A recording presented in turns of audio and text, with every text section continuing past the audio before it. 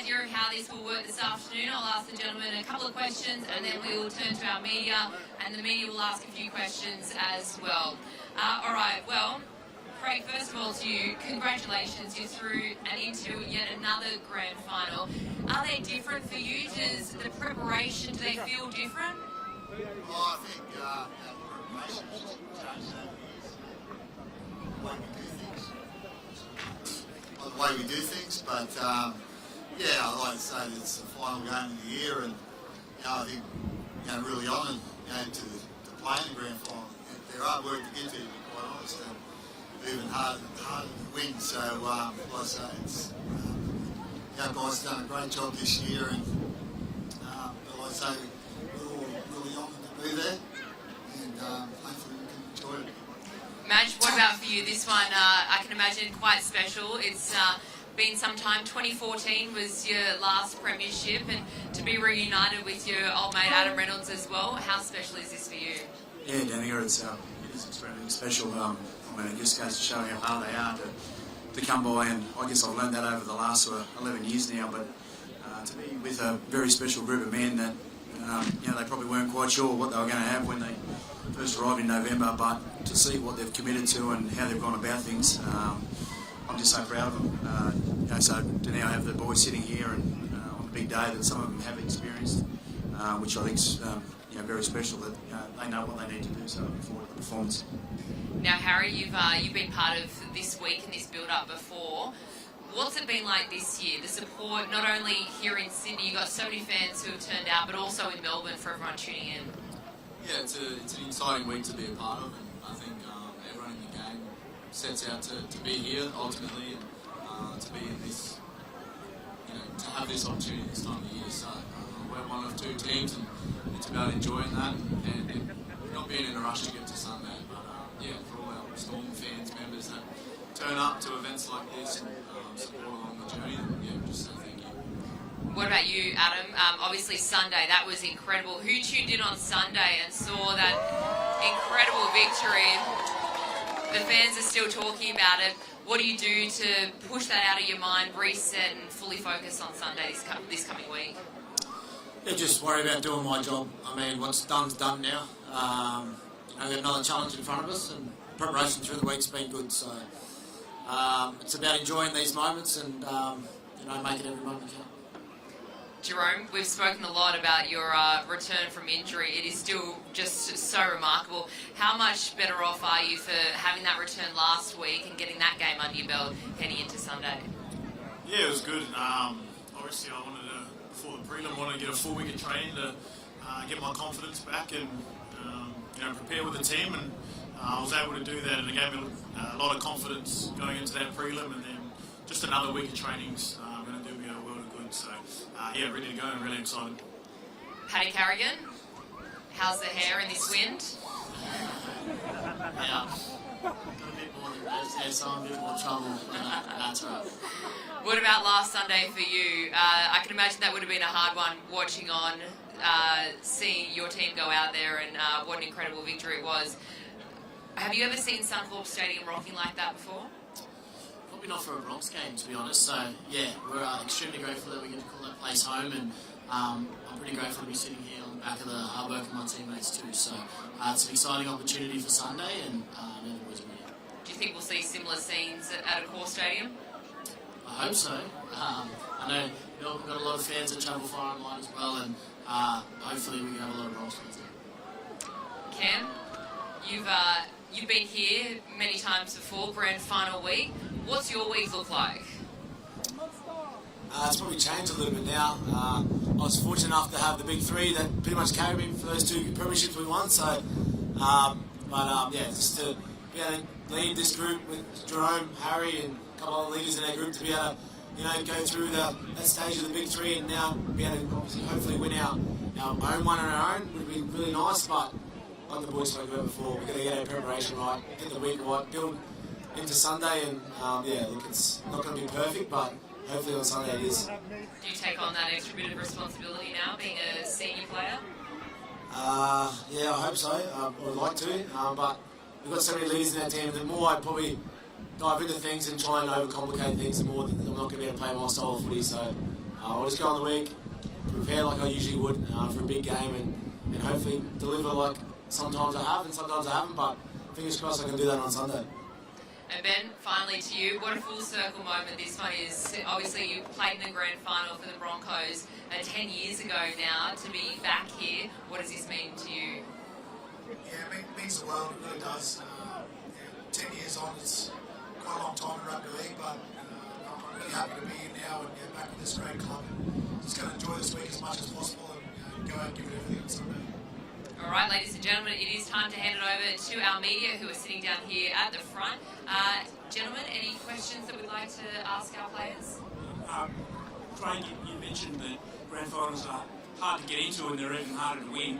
How much do you draw on last year's result or last year's game? Yeah, I wouldn't say during the week that we've drawn on it at all. We hopefully took some learnings earlier in the season and brought that into our game during the season. So, there were some things there that we wanted to get a little bit better at. I think also, the week's preparation, it is quite busy and quite hectic, so we made a couple of changes to that as well. But like I say, at the end of the day, the review from last year is the most important, and then we just gone from there. Madge, I think one of the fans reminded that you started in Melbourne, in the Melbourne Storm. What's it mean to you, or what's it like to be going up and coaching against Craig and against Melbourne Storm in a grand final? It's a bit of a, I suppose, a full circle moment for you as well. Yeah, I'm very grateful for my time that Craig and the organisation down there gave me, and it's obviously set me on a journey around the world and back again with my coaching. So very grateful. But obviously, we're focused on what we're about. As I said, the group and my leaders have done a fantastic job over the last couple of months to lead us to this moment in time. So we're all looking forward to it. Craig, just one for yourself. Obviously, touched on it there, but Madge started his coaching journey with you. What do you admire about him as a coach and the teams he's led over the years? Always admired Madge. Actually, there's probably a little story there that no one sort of really knows.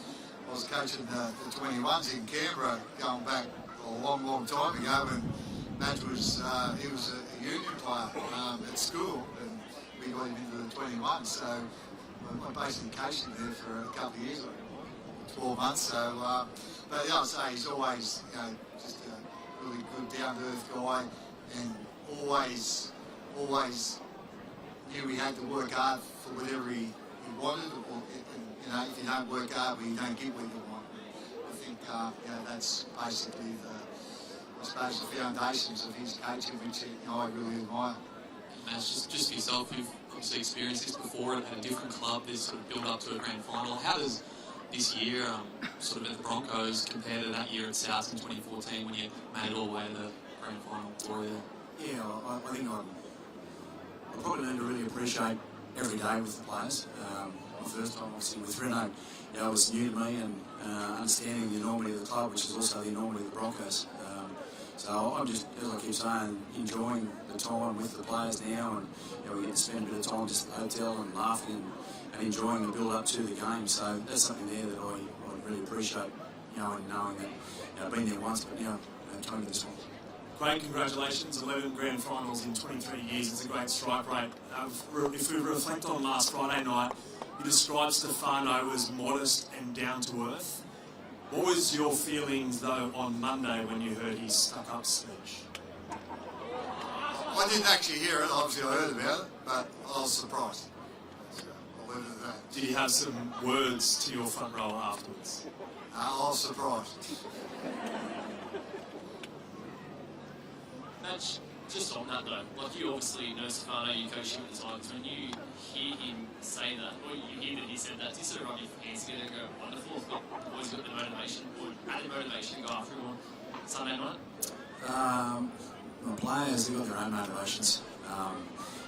They've been very dialed in for the last couple of months, and we've really focused a lot more on ourselves and anything that goes on around us. And I think that's the reasons why we are where we are. So, I know the players will do that, and I'll just work hard together. I think about a year ago, I remember talking to you up at Central Coast somewhere in the Kangaroos camp. You were talking about what decision you make and where you'd go, and you alluded to the fairy tale of returning home to Brisbane and winning your grand final after what happened a decade ago. How much of your decision to go to Brisbane was driven by that fairy tale idea, and I guess now the chance to complete that on Sunday? Yeah, probably most of it was driven by the dream of coming back to this club and winning a premiership with this great club that gave me so much as a young kid and helped develop me and turn me into the person I was. So that definitely was a lot that went into it, along with I believe the squad had the talent to go all the way and really make a push. And I'll get pretty late on in my career and haven't won one yet, so that definitely was definitely on my mind. Got one more. Jerome, Cam made the point a moment ago about how winning one without, or had the big three, I guess, helped Melbourne to a lot of premierships, and you guys were part of that in 2020. But the chance to win one with this group now, and you guys at the forefront, how big is that? 'Cause I know that's something you guys have spoken about in the past, isn't it? I think just winning one's enough for us. I think that's what everyone goes out every year to do, and I think the big thing was, a lot of people probably thought we couldn't win one without those guys, so there's a little bit of a driving factor there, but we have a new group every year, and our sole goal is to win a premiership, and I think we've got a great group this year, and the boys are really connected and really hard working and really keen, so yeah, that's the plan, hopefully do something special with this group. This is one for the Broncos camp. Madge, you spoke about having fun in the hotel room and a bit of kind of downtime. Obviously, we know Reece Walsh has taken to one pre-game and post-game superstition around toilet water. Have any of the other Broncos taken it on?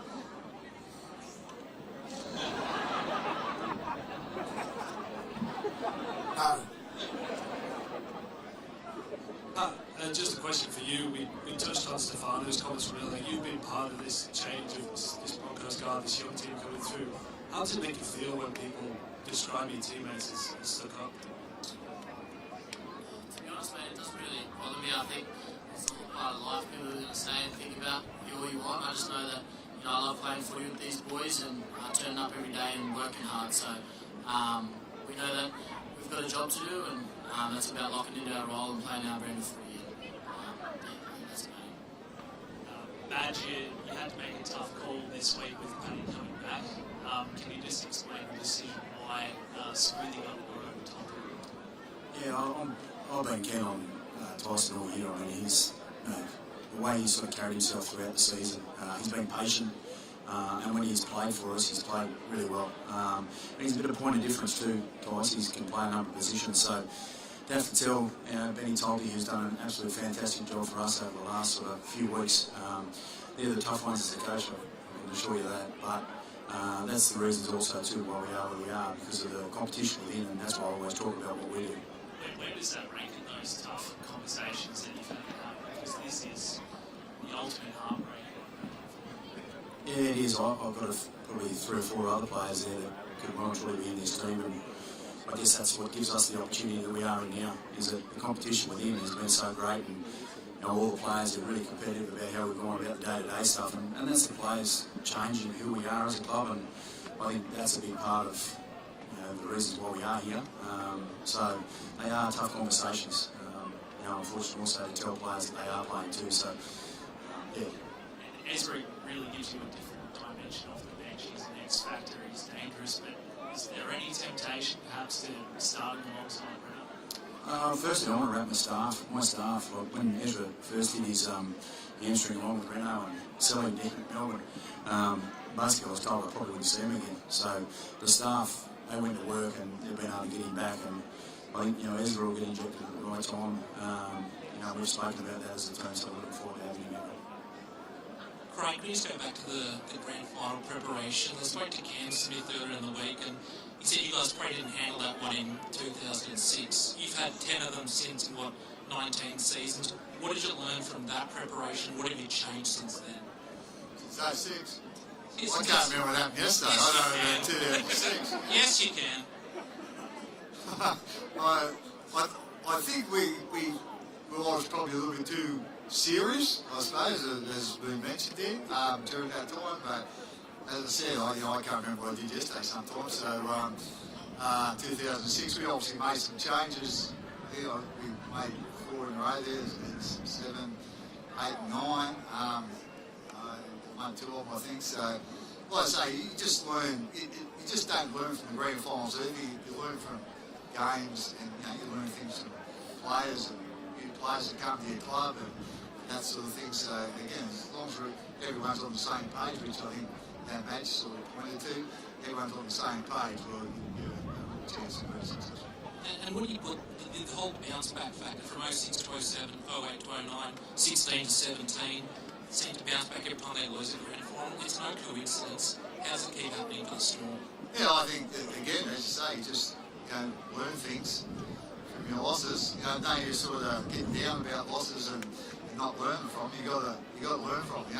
I know, some coaches, if they lose a grand final or lose a big game, they won't watch it. They don't want to watch it, and I understand why, because it hurts. But if you don't watch it, you don't take feedback from it. Well, at the end of the day, you're not going to improve. So that's the thing. Cam has been a really big year for you. Obviously, Queensland to State of Origin series win. What would it mean to cap this year with an NRL premiership? Say that again, sorry, I was dazing off. After winning State of Origin with Queensland, what would it mean for you to cap this year with an NRL premiership? Yeah, it was nice to win the Origin series for Queensland, but the reason why I played rugby league was to win premierships, and we've given ourselves a chance as a squad here to do something special like Husey has been speaking about. And looking forward to Sunday. It was a bit of a disappointing loss last year to Penrith, and they kind of gave us what it means to play in the grand final and how you have to play. And we're just going to go harder for longer on Sunday because they're going to do that too, the Brisbane Broncos. So we're looking forward to the challenge, and we'll see who wins. How have you seen a different side of Cam this year as he stepped up as a leader in the team? I'll give him a wrap. Yeah, no, I think, I've been pretty fortunate enough. I grew up, not too far away from Cam, and always looked up to him as a person, as a player, and over the years that I've been at the Storm, I've really seen his growth, and last year, this year, the way he sort of turned some corners and really led with his actions and the influence he has on the group with the knowledge of football that he has. It's probably not many people know how smart of a footballer Cameron Munster is, and the little things that he sees in the game. And that's a wealth of knowledge that he brings to the table every week, and we love him for that. And I think the last month of footy that he's been playing, he's been on fire. So hopefully he can carry that into Sunday. Craig, Jerome mentioned before this is a chance for a premiership after the retirement of the so-called Big Three. What's the difference between coaching the three guys next to you compared to the three that came before them? No, I don't think there's a whole lot of difference. They obviously play the same positions, but they've got different strengths and different shortcomings. So we try to improve the shortcomings, but make sure we focus on their strengths as well. So, like I say, these guys still have got the experience of the Big Three, I suppose. They play for a long time and a long time together. So you'd like to think there's some improvement in our spine, and there's, like I say, they're all got different strengths, all got different things they need to improve. Let's be honest, Craig, they won games. Jerome, it was Danica mentioned how you got through the game remarkably, or you made a comeback remarkably last week with your arm. Do you expect the Broncos to maybe target you a little bit more by running a lot of traffic at you this weekend? Probably. I'm a spot anyway, so I think whoever we play there, they come my way and Munster's way. So I don't think it's any different. Obviously, with coming back from injury, they're probably going to do that. We'll do the exact same thing. So I can expect a lot of traffic, but that's why I've been, training the way I have been and getting that confidence. Last couple of questions here. Is that your job, Pat, to run it this way, Jerome? I'm hanging out in the middle field, but it is what it is. Like Jerome said, teams have game plans going into things, and everyone will try and execute, and whatever team executes their game plan the best. Madge, Craig mentioned before him coaching you as a young fella down at Canberra. Is there a world where if he doesn't bring you over from rugby union, you're maybe not sitting where you are today in rugby league, sort of about to play for a grand final? I've never thought of that, to be honest. I've always followed the Raiders as a young kid, so league was always a passion in the background, but obviously my path was obviously through rugby union, rugby league, so I was pretty fortunate to land at a very hot team in the early 90s, and Craig was a part of that with all the greats that played in Melbourne, England, Ricky Stewart and Gary Belcher, and there's a lot of great players that played there, so I did learn a lot with that group, albeit I was only 18. I didn't realise that I walked into such a great group of players. I was probably pretty observant at that time, and Craig was obviously one of those. And for both coaches here, what do you see as the toughest part of your opposition that you're lining up against? Where are the things that you'll be really dialing in for to focus on this game? Well, for me, I think the strength of their team is right across the field. They've got the positive aspects that you need for certain positions, and that's what they got. So, as I said, it's you need to be a good team to make a grand final, and I think we're both strong teams, and I think that's a strength of both of our teams, to be quite honest. I agree with Craig. That's the reason why the teams are here, because across the board they've got quality players, all 7 out of them. So I know that our players just want to play well and do their part for each other, and then I'll be happy coach. All right, ladies and gentlemen, that wraps up our official press conference here. Could you put your hands together? The Melbourne Storm and the Brisbane Broncos.